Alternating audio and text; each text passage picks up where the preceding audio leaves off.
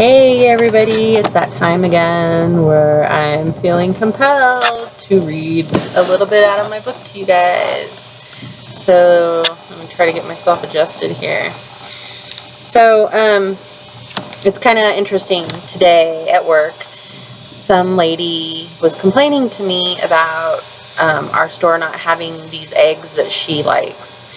And when I asked her, because she said she didn't like the way, she liked the way those tasted. And I said, there's a difference, and you can tell a difference in the way your eggs taste. And so she started telling me that she refused to go to King Super, Safeway, or Walmart anymore to buy her eggs because they came from factory farms. And she was telling me that those chickens aren't getting any sunlight, and they're not getting any vitamin D, and they're not so they're not healthy chickens. And she said, so the eggs tasted funny. And I thought, so she knows about factory farms, and she noticed the eggs tasting different, and that that these animals weren't getting nutrients or sun and stuff. I don't know. It was just interesting. And she's right. She's 100% right. Any factory farm chicken they're crowded in little cages, and they're not getting any sunshine. They're not being taken care of properly. They're not being fed properly. So yeah, there's no nutrients. I mean, you are what you eat.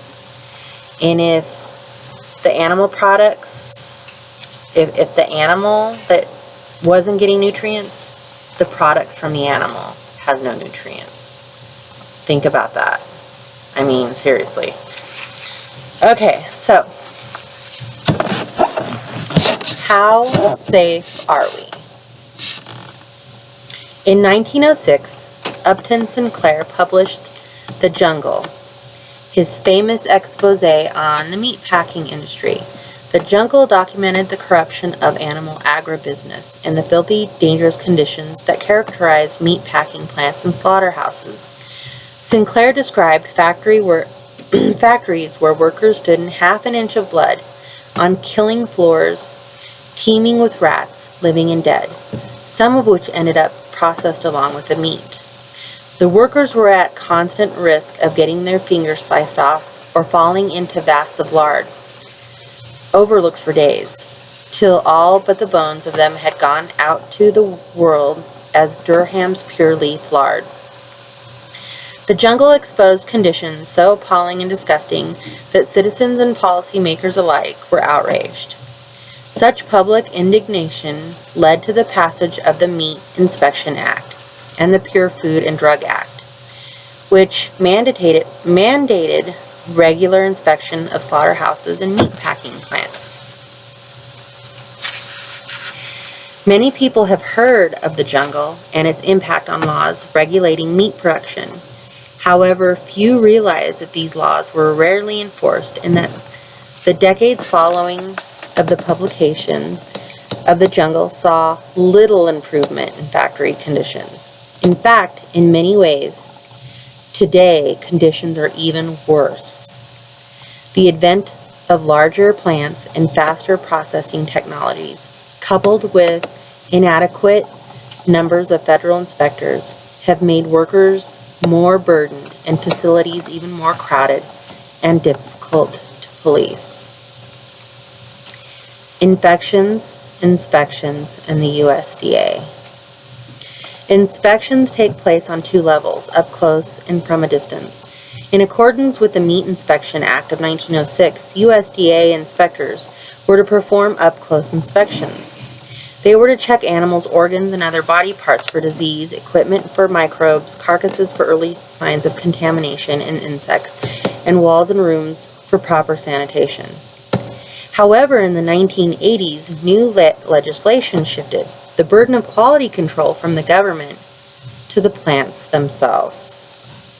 This means that the corporations' own employees, rather than federal inspectors, are now primarily responsible for the closer inspections. Employees who have been found to lack the education and experience to identify many of the signs of contamination and disease, and who often don't speak English well enough to communicate what they do find. Since the passing of the new legislation, studies in several plants revealed that corporate inspectors didn't know that a piece of meat that had a USDA tag on it was condemned, and they couldn't recognize the signs of measles. These investigations also revealed that corporate inspectors were unable to recognize infection unless there was pus oozing out of an abscess. In fact, it appears that in our nation's meatpacking plants, contaminated meat is the rule, not the exception.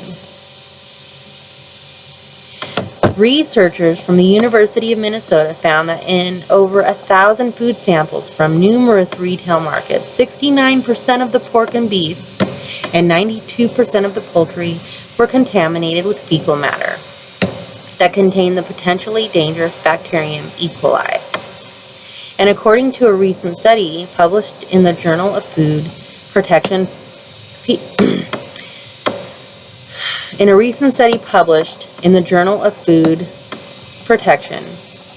fecal contamination was found in 85% of fish fillets procured from retail markets and the intranet.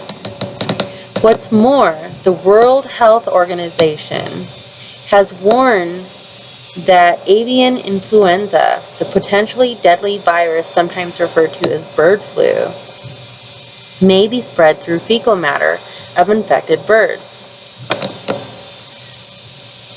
And how do factory farm birds live again? Do you guys remember? Google it. You'll see. Even if workers were able to identify contaminated body parts, food quality standards are so low that many defective carcasses would still pass inspection. Carcasses have been considered acceptable for human consumption even when they've contained blood clots, stains, scar tissue from ulcers, liver spots, and hemorrhages. As one USDA inspector explained, veterinarians are now approving cattle that wheeze loudly as they're breathing before slaughter and whose lungs are filled with fluid, that have scar tissue and abscesses running all up and down the sides of the lungs and stuck to their ribs, and have popped blood vessels in kidneys that are no longer functional, that are stuffed with regurgitated food oozing out. And in 2007, the Chicago Tribune ran an article exposing how the USDA deemed it acceptable for animal agribusiness to sell meat that's been contaminated with E. coli, as long as the meat was labeled cook only. Cook only meat is supposedly safe to eat as long as it's been thoroughly cooked, and unbeknownst to consumers, it's been sold as pre-cooked meat products and has ended up in school lunches. This is being fed to your children, your babies. Is that okay? Certainly not okay with me. Unhygienic conditions of the buildings and machinery may also pose a threat to human health. A 2001-2002 review of USDA reports by Human Rights Watch revealed a failure of Nebraska Beef, one of the nation's largest meat packing companies, to meet basic sanitation standards. Apart from documenting contamination of carcasses, including visible ingesta, food from an animal's digestive tract, on carcass sides, visible fecal matter on the neck, armpit, underneath the foreshanks, and underneath the brisket area of 2 carcass sides, an 11:1 fecal contamination smear above the shoulder of a carcass, several pieces of greenish fecal matter in the belly area. The review noted the following conditions: a closed rat trap contained a decomposed mouse, a backed up floor drain with a grayish and black residue buildup on the floor, black splattering on boxes of edible products smelled of sewage, no rodent wind-up trap checks during pest control inspection, visible yellow ingesta behind the stainless steel shield. It is perhaps not surprising then that Nebraska Beef eventually ended up recalling It's ground beef. Nearly 550,000 pounds of it. The recall took place in June of 2008 after 50 people had fallen ill from eating meat that was contaminated with E. coli. After the recall, federal authorities assured consumers that the company's meat was safe to consume. Yet less than a month later, another outbreak caused by Nebraska beef to recall 1.2 million pounds of contaminated beef. Some USDA inspectors have expressed grave concern about the unhygienic conditions in meat plants, and yet they have little voice to enact change. They no longer have the authority to stop the lying if they notice something suspicious, nor can they take remedial action. In fact, in order for a federal inspector's complaint to be seriously considered, the company itself must agree that there is a problem. The vast inadequacies of the current inspection system were described in another 2007 Chicago Tribune article. Felicia Nestor, a senior policy analyst for Food and Water Watch, a Washington, D.C. based food safety group, told the Tribune inspectors are not in the vast majority of processing plants full-time. For the most part, inspectors at processing plants are on patrols, meaning they cover a number of plants. And federal officers reported that inspection goals haven't been met for years. Their workload is so overwhelming that they perform merely cursory checks of company records, rather than conduct physical examination of meat and eggs. Inspectors spend their time monitoring a meat company's hazard analysis plan and have no time to actually enforce the USDA's inspection regulations. One inspector told the Tribune, they, meatpacking companies, write their own plan. They write everything for themselves. We're monitoring that now. It's just a joke. We mostly check paper now. You can put anything you want on paper. What this all comes down to is that the corporation, whose primary objective is to increase their profit margin, are left to police themselves. We have left the fox to guard the chicken coop. And not surprisingly, we have ended up with shit in our food. So, even if your meat and dairy came from a happy, healthy, sunshine-filled organic farm, chances are you're getting shit. You're getting diseased, sick meat. And if you're buying factory farmed meat and dairy and milk, you are definitely getting sick, diseased meat. Is it any wonder why children, young children, babies are having cancer? Is it any wonder why people are getting more illnesses, more disease, more cancers? I mean, the little babies, it's probably from, started from pregnancy. Whatever the mom eats, the baby's getting. I mean, it all makes sense. We are what we eat. So if we're eating diseased, sick, contaminated food, our bodies are not going to be healthy. Our bodies are going to be, we're not getting nutrients.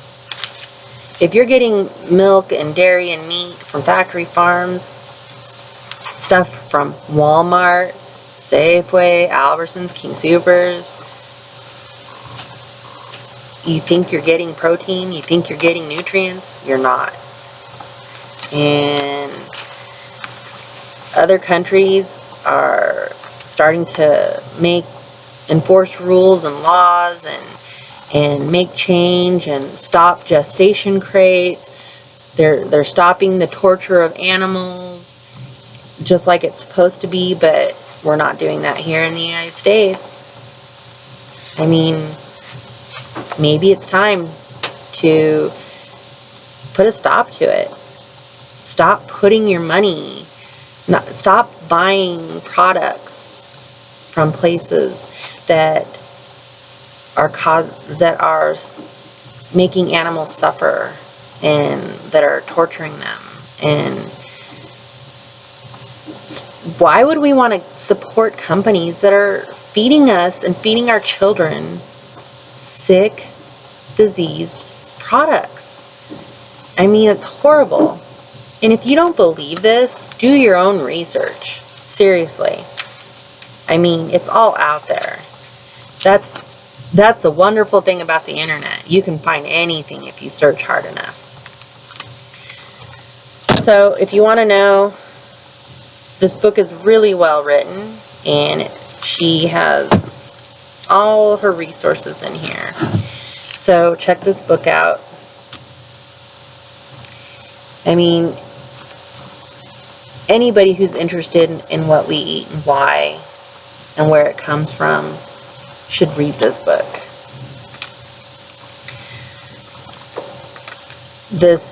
It gets me so frustrated. I wasn't born vegan and I didn't grow up vegan. As a matter of fact, my dad used to be a hunter, and he used to take us on these camping trips. Well, we thought they were camping trips, but it was when we would stay at the campsite and him and the men would go hunt. And, it's just, I've always loved animals, and finally one day things clicked for me. I was really sick, I was really overweight, and I was morbidly obese and severely depressed, and didn't realize that food kills us or it can heal us. And I started juicing and then became vegetarian, and as my health got better, things got clearer for me. My depression was going away. All kinds of things were improving. And then one day I seen videos on factory farming, and it broke my heart. And as a little girl, I used to push my grandma's chickens in my baby buggy, and I was always trying to rescue animals. And when I lived in the South, I would rescue these cats and kittens, and I would get them spayed or neutered, and then I would find homes for them, because I didn't want any animal, a loving soul, to be put to sleep just because people weren't being responsible pet owners. And it's like, so when I saw these factory farmed videos and seeing how these animals were being tortured and not getting sunshine and not getting to stretch their wings and not getting to lay down and not getting to move, and these babies being taken away from their mothers, it's all wrong. I couldn't be a part of it. And so, I went vegan overnight. And, my heart, I will be vegan till the day I die. This is wrong. What is happening is wrong. And we can stop it. We can make a difference. And it's all where we put our money. If we stop buying and stop supporting these companies, then they will have to stop. And they will have to figure some other way to make money. And maybe then they'll get it through their heads that we want healthy food. We want healthy foods for our families. And I don't know. This whole thing just upsets me and frustrates me and gets me, I get to where I cry, and it's just like, really? Do people really not care? Sometimes I really think that, But maybe it's just because not everybody knows, you know. But I love my children, and if I had known then what I know now, things would be so different. And you know, you can't turn back the clock, but you can make a difference from this day forward. And I have a little granddaughter, and I will be damned if she goes to school and eats diseased meat. That is not going to happen. And yeah, so anyways, can you tell these topics just get me riled up? Well, anyways, I have to go to work early, and so I better sign out and try to get some rest. And I love you guys, and I hope you have a really great night, and I hope my videos don't upset you too much.